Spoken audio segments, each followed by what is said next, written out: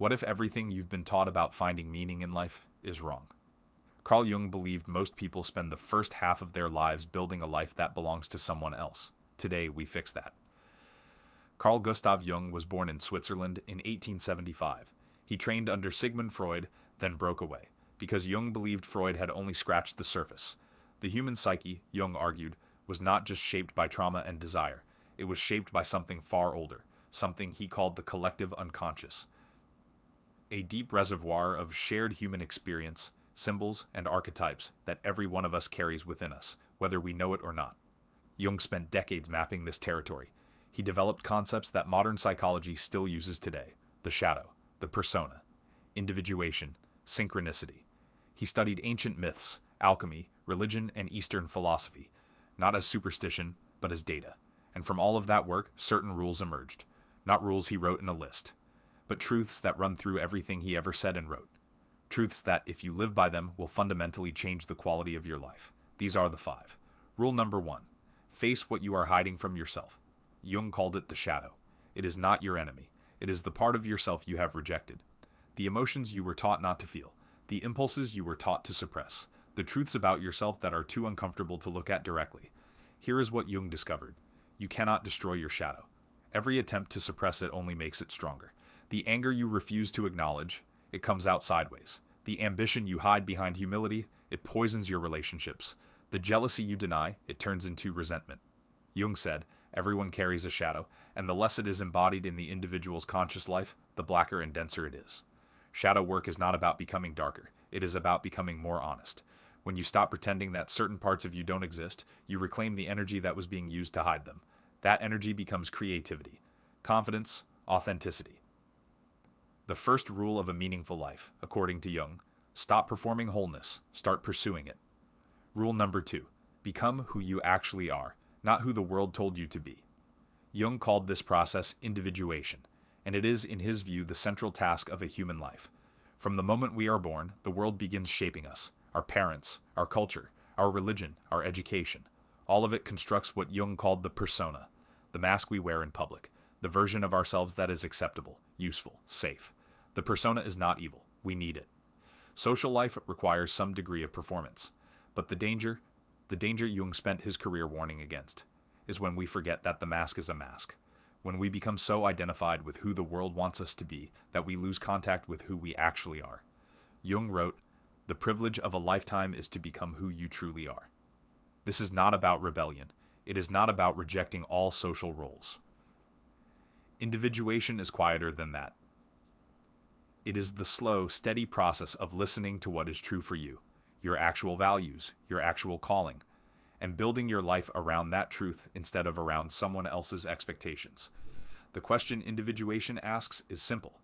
If no one were watching, if no one would judge you, what would your life look like? That answer is your compass.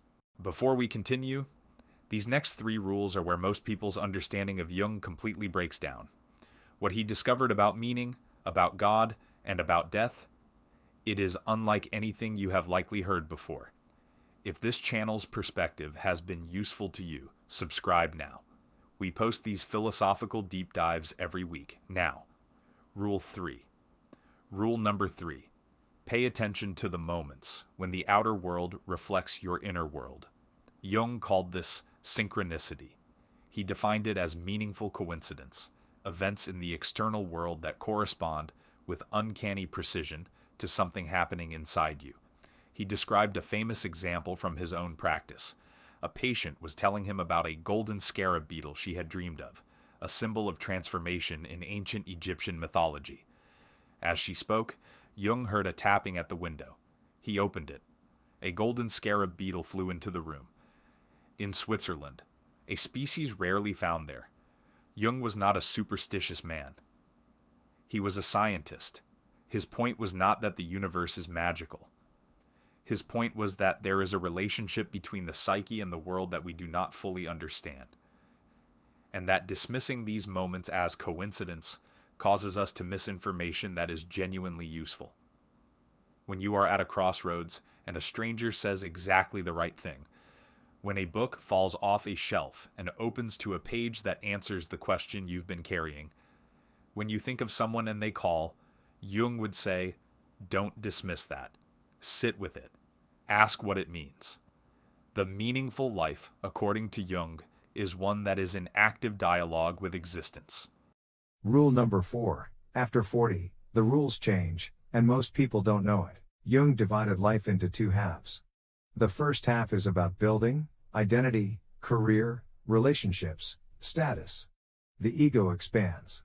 The world is conquered. This is necessary and right. A young person who doesn't build anything has nothing to transform later. But Jung observed something troubling. The people who were most successful in the first half of life, the ones who had built everything the world told them to want, were often the most lost in the second half. Depression. Emptiness. A sense that something essential was missing, despite everything being in place. Why? Because the tools that built the first half don't work in the second. Achievement, ambition, external validation, these are first half tools. The second half demands something different: meaning, depth, integration, and ultimately, the confrontation with mortality. Jung said, "We cannot live the afternoon of life according to the program of life's morning, for what was great in the morning will be little at evening, and what in the morning was true will at evening have become a lie." If you are in the second half of your life and feel a strange, quiet restlessness, if the things that used to satisfy you no longer do, Jung would say, that is not a crisis. That is an invitation. The invitation to go inward. Rule number 5, and this is the one Jung considered most urgent: make the unconscious conscious. Jung's most famous statement, the one carved into stone above the entrance to his home, reads, "Bidden or not bidden, God is present." But the line he is perhaps most quoted for is this: until you make the unconscious conscious, it will direct your life and you will call it fate. Think about what that means. The fears you have never examined, they are making your decisions. The wounds you have never processed, they are choosing your relationships. The beliefs you inherited in childhood, they are setting the limits of what you believe is possible for you. And you are calling all of this fate. Luck. Just how life is. Jung spent his entire career trying to prove that this is not true. That the unconscious mind is not a dark room you should stay out of, it is a resource. It speaks to you through dreams, through emotions, through the patterns you keep repeating in your life. The 5th rule is this: become a student of your own inner life. Keep a journal. Write down your dreams. Notice your emotional reactions, especially the disproportionate ones, because those are the shadow pointing at something unresolved. The examined life, as Socrates once said, is the only life worth living. Jung would agree, and he would add, examining it is not just worthwhile. It is the whole point. Carl Jung died on June 6, 1961. He was 85 years old. In his final years, he wrote that he had lived his life intensely, that it had been rich and full of difficulty. And he had no regrets. Not because his life was without suffering. But because he had done the work. He had faced the shadow. He had pursued individuation. He had made the unconscious conscious. These 5 rules are not a formula for happiness. Jung did not believe in simple happiness. He believed in wholeness. And wholeness includes pain, contradiction, loss, and mystery.